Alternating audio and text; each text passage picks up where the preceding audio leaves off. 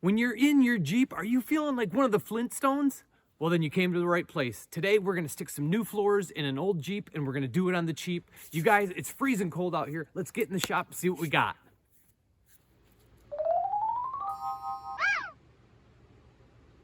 Okay, so you can see that these floors are in pretty bad shape. Passenger side, they put a little bit of aluminum flashing in the bottom of the toolbox, probably just so stuff wouldn't fall out. The driver's side is pretty much completely gone, but we do have a little trace left of our hat channel, and so that is where we're gonna start. Okay, if you're doing a concourse restoration on your Jeep, this is probably not the way you're going to do it. But if you're trying to put a Jeep together on the cheap like we're doing, this will work.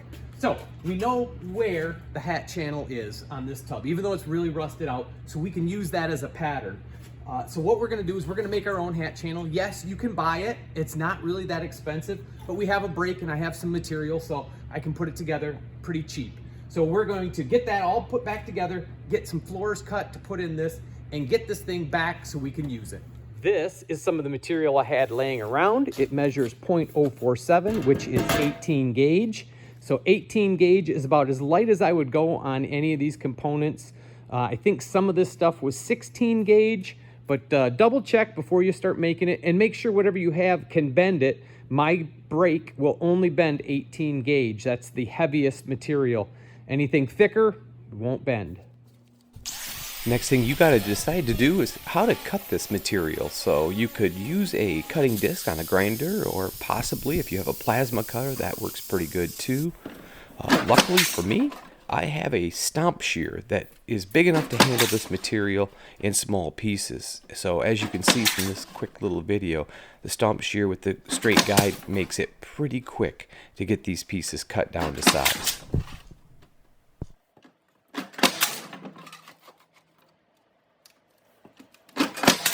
So now that we got all the pieces sheared down to the size, we're basically gonna use these measurements and we'll go through, set our caliper to the size. So here you see I got 0.8. So that's my first one. So I'll go through and mark all of them. I also put one little mark because I only mark them off from one side.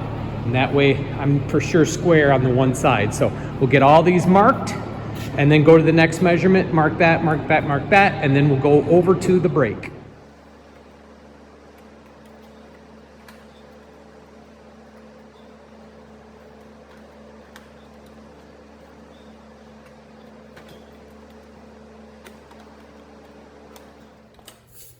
Okay, now that I got little Sharpie marks on all of my bends, go ahead, get it in and just do them in an order that works for you.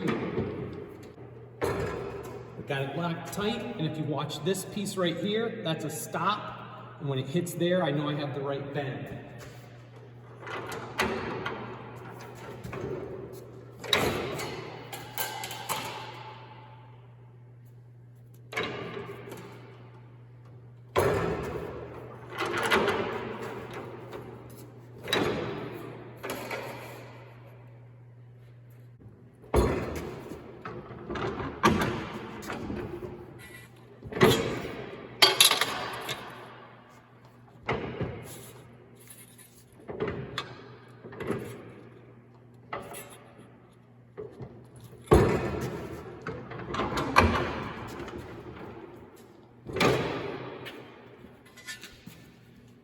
And there we go. We got our little piece of hat channel.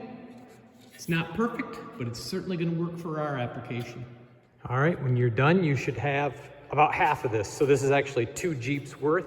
So these are the ones that go towards the front of the Jeep, and these are the ones that will end up getting bent for that center section on the transmission hump. So there they all are. We'll start putting them together.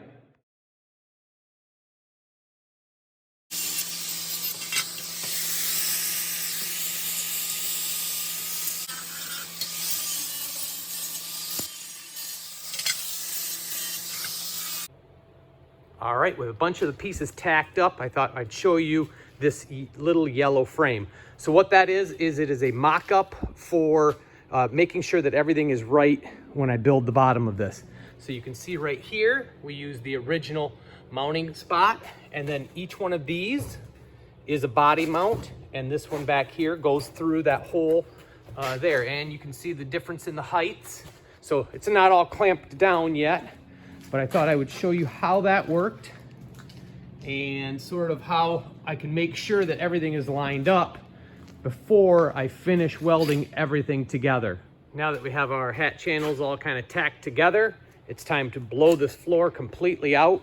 We're gonna build the new transition piece right there. That's gonna be first. Once we have that in and kind of know exactly where the holes are, then we'll put the new floors in. So first things first, we get out our trusty hammer forms that have already got our little angle in them. There you go, you can see it pretty good there and there. And so we'll get a piece of steel bent, pop it on here, pound that down, and then that should make us our new transition piece. So I had some more of this tan material left over. So that is what I'm gonna make the transition out of. And so here you can see I've got it started. So I did take it over to the brake and I put the first bend on it. That's 1 inch. And then we've got the old hammer forms. So I'm gonna put you on the tripod and try to set this whole thing up so you can kind of see how the hammer form works if you haven't seen it before.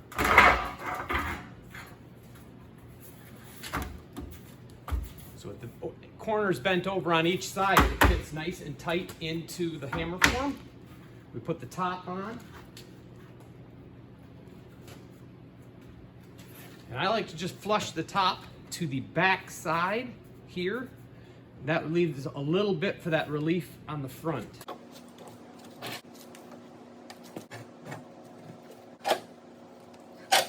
All right, with everything clamped down, I like to just get a big dead blow hammer just because it makes it a little bit easier, I think, anyway.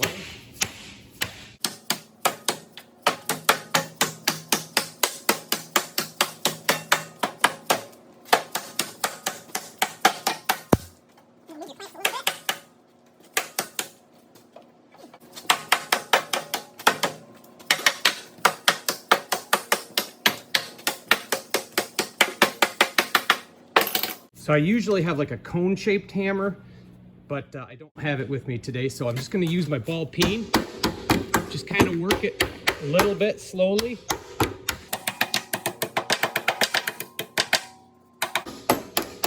I want to avoid these creases like I'm doing right now.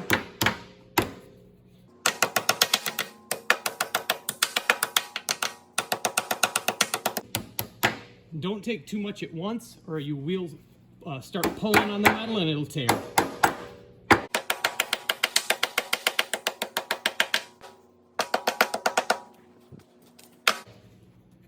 It's got a little paint on it, so it looks like it's tearing, but so far it hasn't.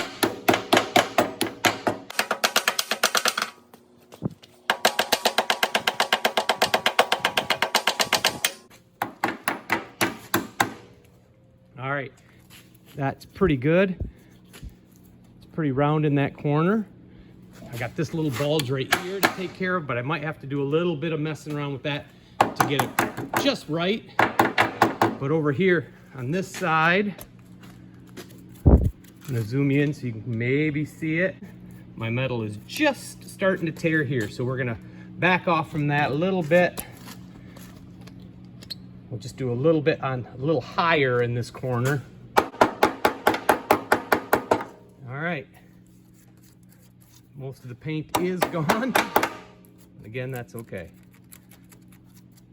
This is what happens when you use steel and it's already painted. So I'm gonna go back over and crisp up this edge now the rest of the way and get that. And then this is pretty much done.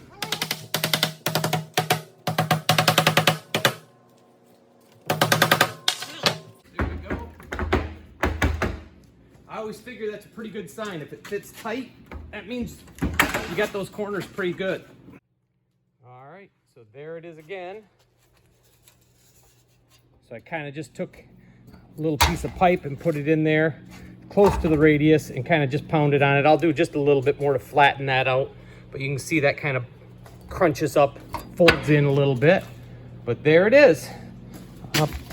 I'm gonna say a pretty decent straight piece. They'll go in there. The rear section of this tub, it's not really in that great a shape, but I am just trying to put this together as a woods Jeep, something that we can run around. So I'm actually going to try to save the back end. So basically, we want to just get in there and bust most of those welds free if we can and pop that thing out. Same on the top. We'll get that old one out, start fitting the new one, see how it goes.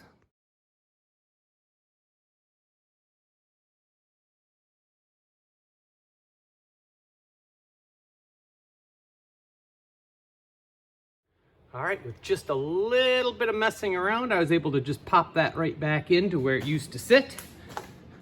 And overall, you can see I just need to roll that edge back down, clamp it tight so that everything's kind of tight. You could see it took quite a little bit to get that old metal out of there. I say don't discredit some of this old steel. You know, sometimes it's gonna hold a whole lot more than you think it ever could.